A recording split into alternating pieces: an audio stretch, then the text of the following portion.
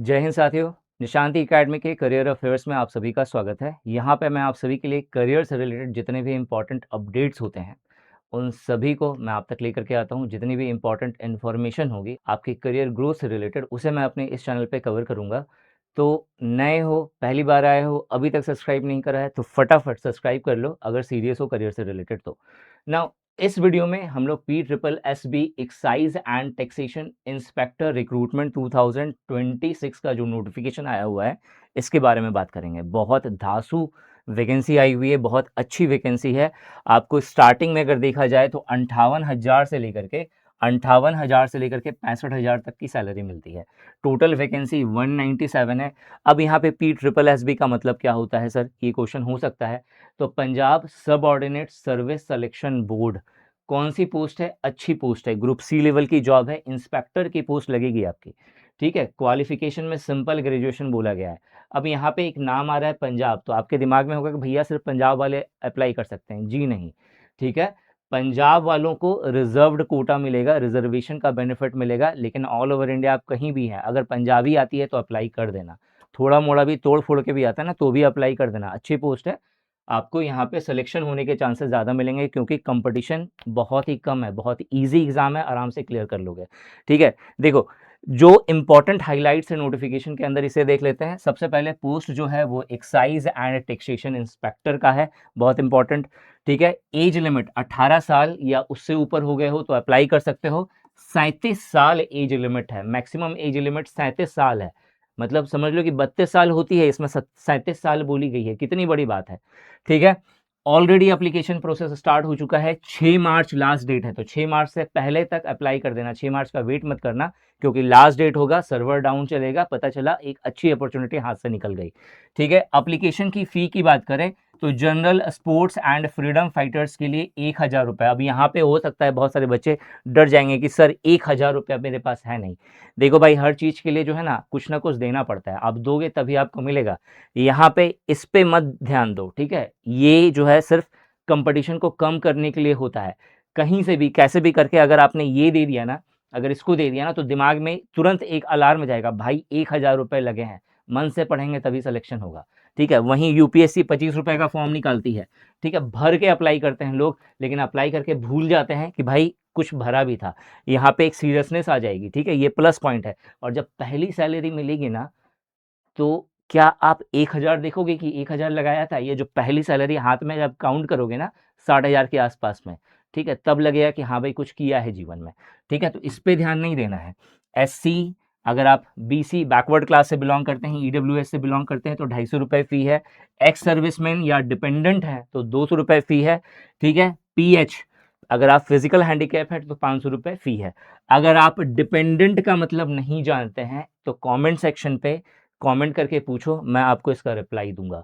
ठीक है, कैसे अप्लाई करना है ये ऑफिशियल साइट है, लिख के रख लो कहीं पे, स्क्रीनशॉट लोगे तो ले लो। SSB.punjab.gov.in इस साइट पे जाकर के ही अप्लाई करना है, कहीं और अप्लाई करोगे तो फंस जाओगे। ठीक है, कौन अप्लाई कर सकता है? यहाँ पे कोई भी इंडियन सिटीजन, साफ साफ नोटिफिकेशन में मेंशन है। ठीक है, पंजाब डोमिसाइल वाले को रिजर्वेशन का बेनिफिट मिलेगा, ये सेकंड इंपॉर्टेंट पॉइंट है जो आपको ध्यान में रखना है। और पंजाबी लैंग्वेज आनी चाहिए। पूरा नोटिफिकेशन पढ़ने की ज़रूरत नहीं है, जो बता दिया है ये इंपॉर्टेंट चीज़ यहाँ तक समझ में आ गया तो समझ लेना कि ये वर्दी आपके लिए है। ठीक है, एक बार चढ़ गई शरीर पे तो समझ लेना कि पूरा परिवार का जीवन सफल हो गया। ठीक है, माँ बाप गर्व से एकदम सीना तान के बोलेंगे हाँ भाई मेरे लड़के ने कुछ किया है आज। ठीक है, तो फटाफट अप्लाई कर देना है। और अगर कुछ डिटेल में जानना है, कहीं पे भी डाउट हो तो मेरा व्हाट्सअप नंबर आपको स्क्रीन पे दिख रहा है, डायरेक्टली कांटेक्ट करो। ठीक है, फ्री में एडवाइस दूंगा कि क्या करना है, कैसे करना है, कैसे ये पेपर क्लियर होगा। आगे बढ़ते हैं। यहाँ पे एजुकेशन क्वालिफिकेशन की बात करें तो देखो साफ साफ बोला गया है, bachelor degree in any discipline from recognised university और इंस्टीट्यूशन। मतलब आप इंडिया के किसी भी यूनिवर्सिटी या कॉलेज से या इंस्टीट्यूशन से आपने ग्रेजुएशन करा है, आप वैलिड हैं। कितने नंबर आए हैं, क्या आया है, क्या नहीं आया है, कोई फर्क नहीं पड़ता। यहाँ पे साफ साफ बोला गया भाई पोटेंशियल है तो जॉब मिलेगा, अगर पोटेंशियल नहीं है तो खत्म। ठीक है, कंप्यूटर क्वालिफिकेशन ये एक इंपॉर्टेंट क्राइटेरिया है जो आजकल सब एग्जाम में घुस रहा है। ठीक है, मतलब अगर देखा जाए तो अब देखो डिजिटल इंडिया चल रहा है, तो अगर इस डिजिटल भारत में अगर आपको कंप्यूटर नहीं आता है तो कितने शर्म की बात है। प्रॉब्लम क्या है, स्मार्टफ़ोन चलाना आता है, फेसबुक चलाना आता है, लेकिन कंप्यूटर चलाना नहीं आता।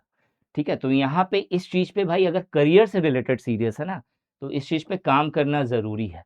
अगर आपको कंप्यूटर के बारे में बहुत डिटेल में जानना है, क्या पढ़ना चाहिए, क्या नहीं पढ़ना चाहिए, तो मेरा एक और यूट्यूब चैनल है जिसका लिंक आपको यहाँ पे दिखेगा, निशांत ई अकेडमी का, जहाँ पे मैं डेली बेसिस पे कुछ ना कुछ आपके लिए वैल्यूएबल कंटेंट लेकर के आता हूँ, आपके पढ़ाई से रिलेटेड, आपके ज्ञान से रिलेटेड, ठीक है? उसे सब्सक्राइब कर लेना।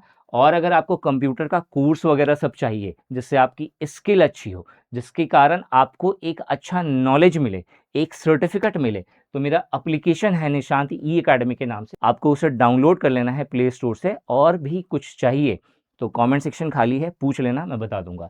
ठीक है? कंप्यूटर क्वालिफिकेशन होना चाहिए, ये ऑप्शन 2 है, ये ऑप्शन 1 है, इसे समझते हैं।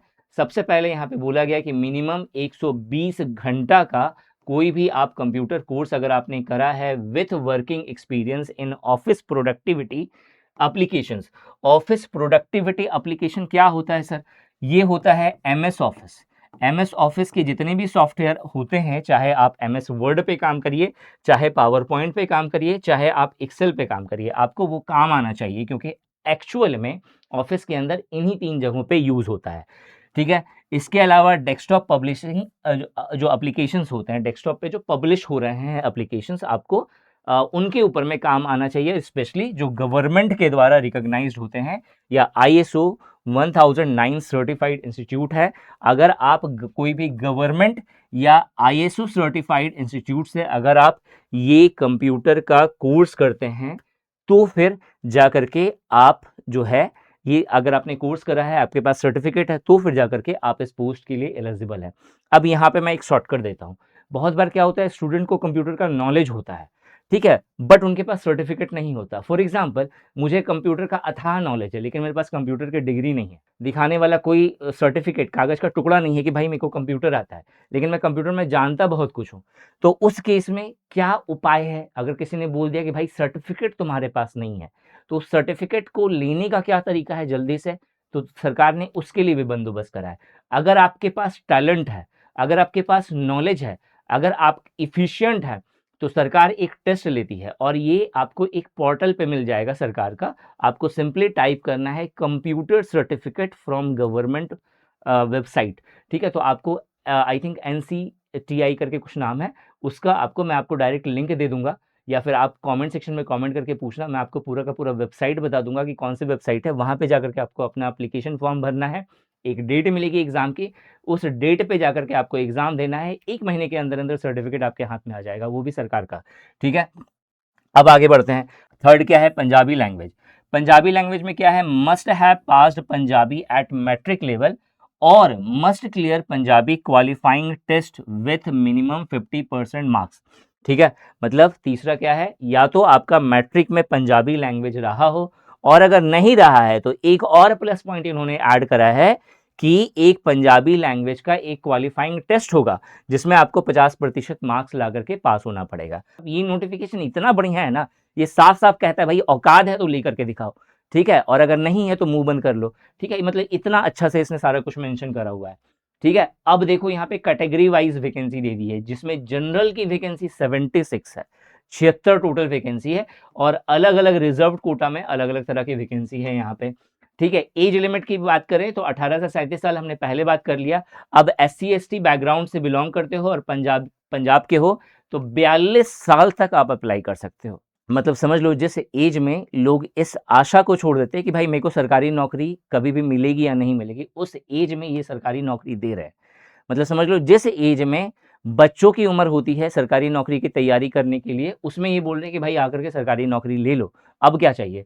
ठीक है? उसके अलावा यहाँ पे और भी क्राइटेरिया है, आप इसको देख सकते हो।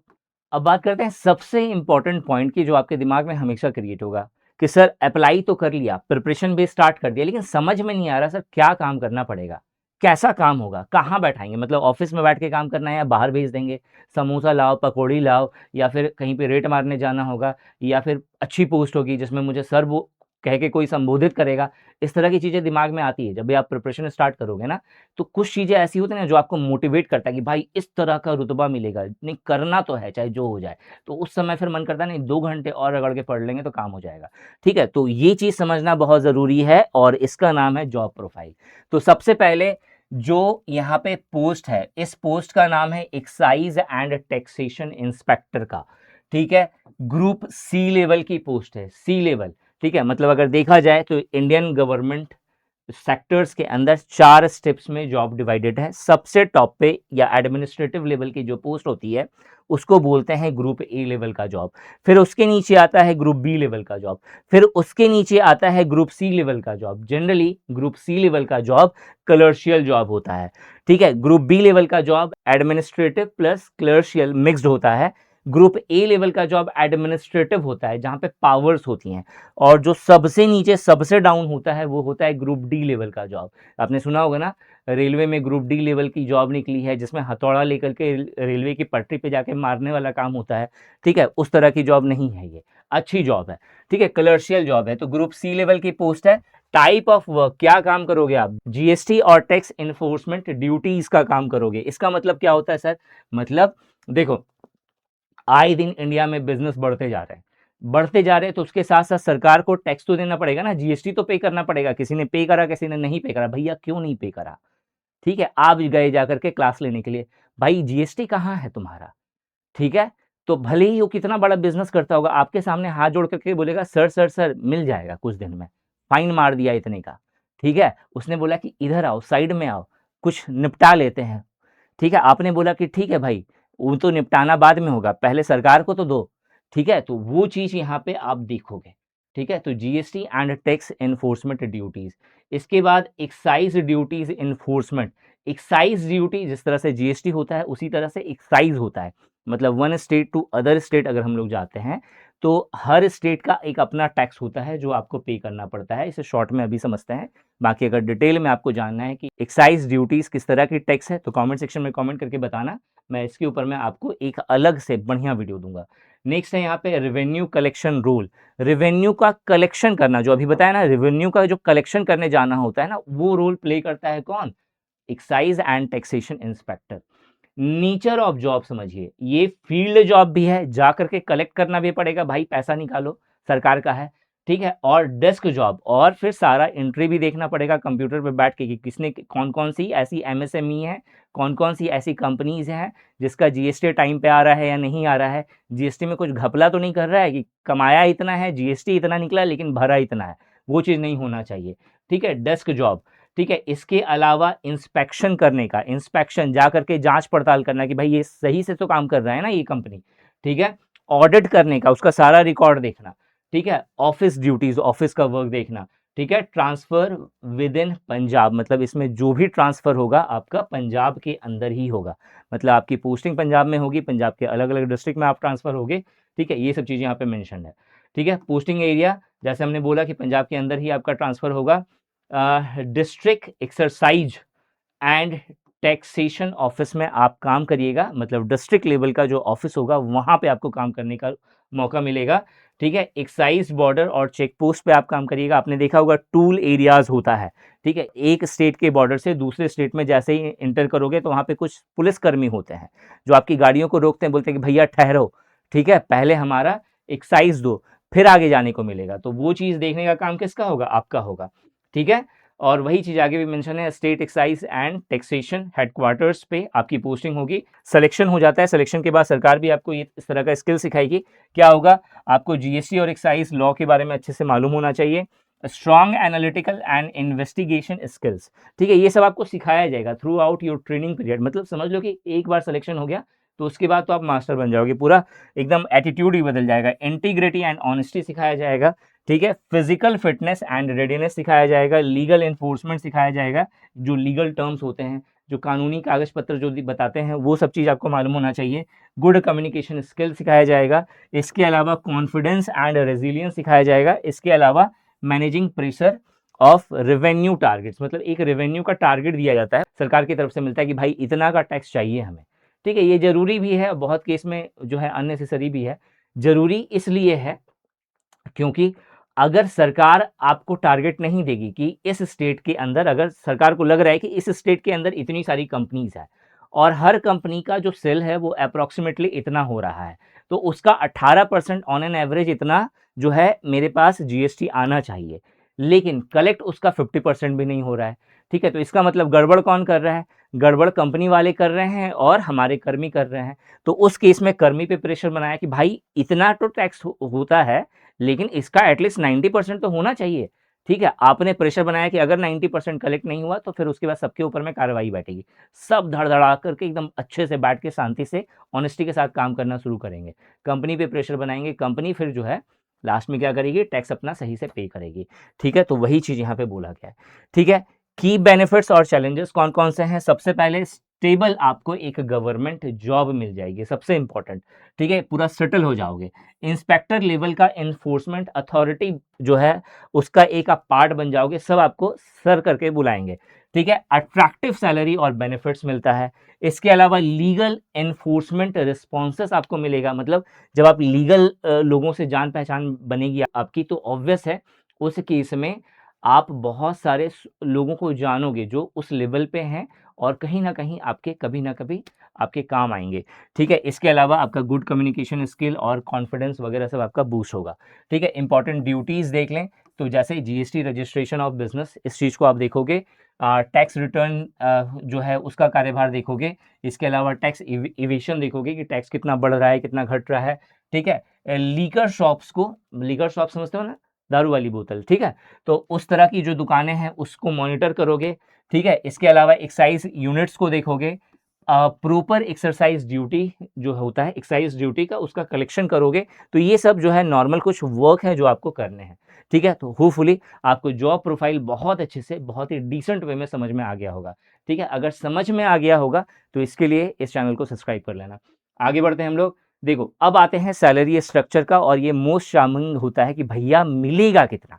ठीक है, तो अब यहाँ पे स्टार्टिंग का बेसिक पे यहाँ पे बोला गया है 35,400 रुपए। 35,400 में डीए आपको तकरीबन 17,700 के आसपास मिलता है। एचआरए 2,800 से लेकर के 8,500 तक मिलता है। अगर आपको टीए अगर ट्रेवल अलाउंस अगर काउंट करोगे तो 1,800 से लेकर के 3,600 तक मिलता है। एनपीएस इस पे कटता है, ये मिलता नहीं है, ये कटता है। ठीक है, कितना कटता है यहाँ पे? 5300 से लेकर के 5500 तक जो है आपका कटेगा। तो ऑन एन एवरेज जो आपकी ग्रॉस सैलरी निकल के आती है, ठीक है, वो आपका यहाँ पे जो है 58,000 से लेकर के 65,000 के बीच में निकल के आती है। अब यहाँ पे एनपीएस कंट्रीब्यूशन का मतलब क्या हुआ? जैसे मान लो भविष्य के लिए आपका क्या बच रहा है, मतलब जब आप रिटायर होगे तो आपको कुछ तो मिलेगा ना, तो मिलता कहाँ से है? वही एनपीएस वगैरह सबके कंट्रीब्यूशन से आपको मिलता है। ठीक है, तो स्टार्टिंग की जो इन हैंड सैलरी आपको मिलेगी वो कितनी मिलेगी? 52,000 से लेकर के 55,000 तक, ये स्टार्टिंग की सैलरी है। इसके बाद जैसे जैसे साल बीतेंगे वैसे वैसे आपकी पोस्ट और आपकी सैलरी भी बढ़नी शुरू हो जाएगी। और यहाँ पे फिर दिमाग में आता है कि सर ग्रोथ कैसे होगा, प्रमोशन कैसे मिलेगी इसमें? तो सबसे पहले जब आपका सिलेक्शन होगा तो एक्साइज एंड टैक्सेशन इंस्पेक्टर बनोगे। इसके बाद जो नेक्स्ट पोस्ट आपको मिलती है वो एक्साइज एंड टैक्सेशन ऑफिसर की मिलती है, जिसको ईटीओ कहते हैं। ठीक है, क्या कहते हैं इसको? ईटीओ।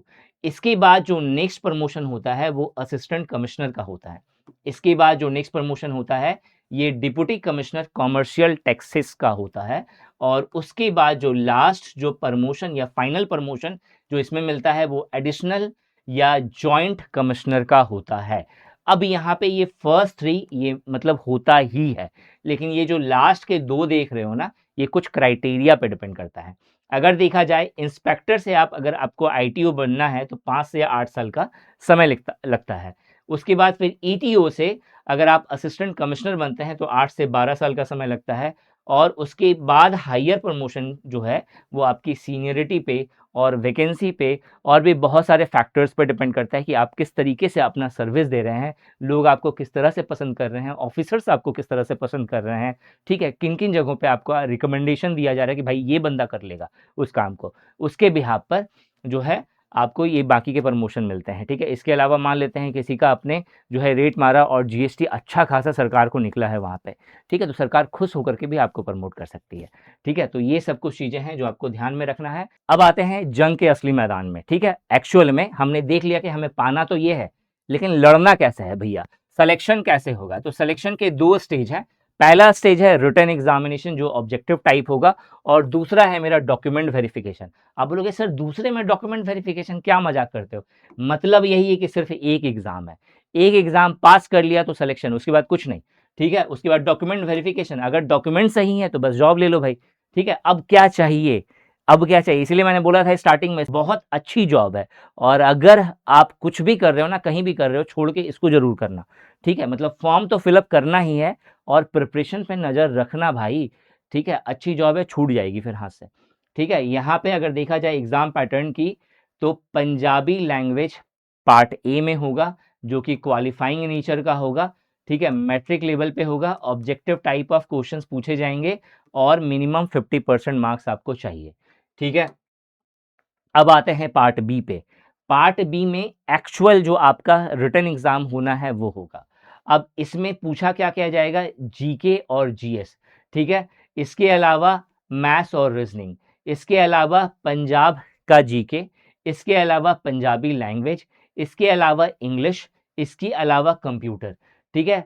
और नंबर ऑफ क्वेश्चंस यहाँ पे मेंशन्ड है, ठीक है। टोटल कितने क्वेश्चंस बनेंगे, 100 क्वेश्चंस बनेंगे, ठीक है। हर क्वेश्चन 1 नंबर का होगा, यानी 100 क्वेश्चन 100 मार्क्स का होगा, ठीक है। 0.25 की नेगेटिव मार्किंग होगी, और जो आपका मेरिट बनेगा वो सिर्फ पार्ट बी में आप कितना स्कोर कर रहे हो उसके बिहाफ पे आपका पूरा मेरिट बनने वाला है।